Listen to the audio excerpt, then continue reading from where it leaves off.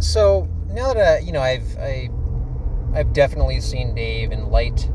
Uh, I know the term light body, the way he used it was a little different. That means if you're nice to people for 10 years, you can, at your death, you turn into light. But I'm going to use light body because I saw Dave in almost at least 40 others appear in the classic light phenomenon shapes that are indicative of, these are the sacred geometry shapes that appear for you. And they have deep meaning, not just in shape, but in color and in proximity to where you're at when it happens. It could be 6 feet away from you. A lot of times it's in the sky. And this time this was in the sky because, of course, that's what, Dave always talked about, being able to fly and stuff and sentient abilities. So I'm sure that, that would be the medium or the visual holographic,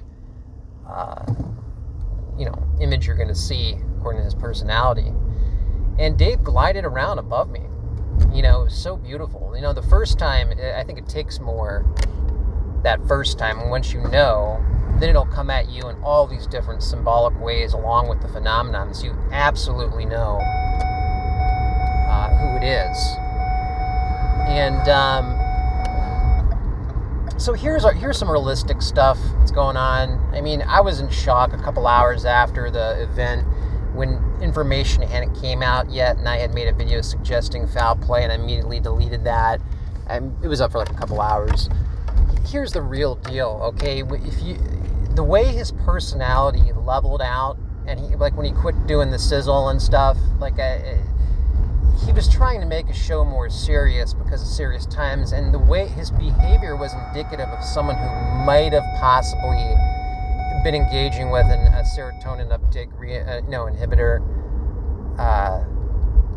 because I've seen people act like that before, where their personality sort of just levels out, and you don't get like a heightened level of animation, but the person also doesn't go dip down to where they could visibly seem distressed. It's kind of like this equilibrium that's kind of trance-like. I'm not saying he was on that stuff, but a lot of the signs to me seem like someone who was going through isolation, B, an overload of things that would cause health problems from stress. Because remember, stress is one of the most hurtful things that the person can, it would destroy you. And also not eating properly. That's why I was always, he definitely was into experimenting with certain types of foods, but in that last show, you could see his belt. That wasn't healthy weight loss. That's extreme weight loss. And you got to remember, if you're not exercising properly, if you don't get your heart rate going, your mind won't work properly, and you'll have depression manifestations. That was 420. He could have started to remove, say he was on an SSRI, maybe he went, everybody knows you're not supposed to go on and off that.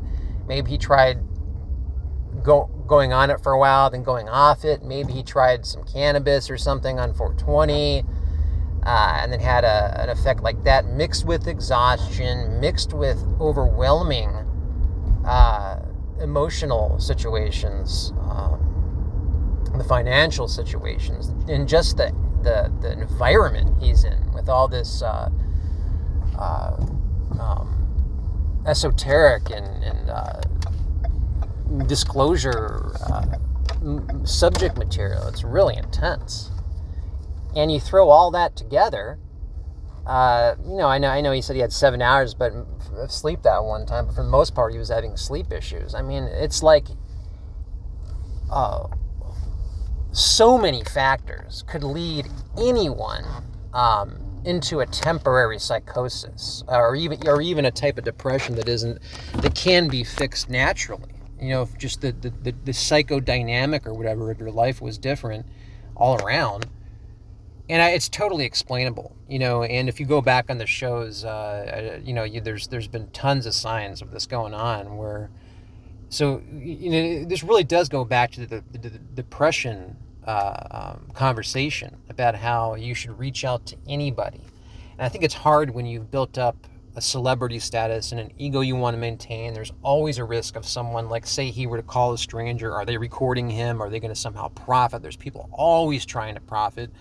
Right now there's people trying to profit. And, if you want a safe space to go, you definitely want to go to Jude. He's a great guy. People who have a clairvoyant immediately can tell there's positive energy coming from that guy, loving energy. And I wish him the best. I'll send him gifts. I'll send him some sizzle jackets if he wants to get that show going. And I'm not trying to include myself in it. The only reason why I'm trying to attach myself to Dave right now is because he was such an important part of my life, and and Ascension is real, and I want to somehow help propagate that spirit wave so that a mass amount of people can understand this, and when they see it, they're going to go back to Dave. As most legends, the real legends, their significance takes on a whole other level of meaning years later. He's one of those legends, absolutely. And you will find this out. The core teachings of our consciousness going to another level are happening. They are happening. And, Jude, if you come across this, read those letters. I think it would actually be comforting to you to see the level of compassion that his fan base had and how much his work affected his fans. And please, if you do come across those letters, it's several letters equaling about 100 pages, either burn them when you're done or just put them someplace safe, because there's a couple pages that I could recommend shredding. But these were classic depression signs, and it's amazing. I mean, it's amazing that he didn't break down faster. And could it have been prevented? I don't know. He's a real complex guy. We'd like to think it could have been prevented, but it definitely involved exercise and health and proper diet and reducing the isolation, and which he confirmed on his show, over a period of a couple years. But it's a shorter video because I got things I got to do. But I'm constantly thinking about Dave and basking in the wisdom teachings that he gave us. And I'm doing a walking meditation, thinking about that.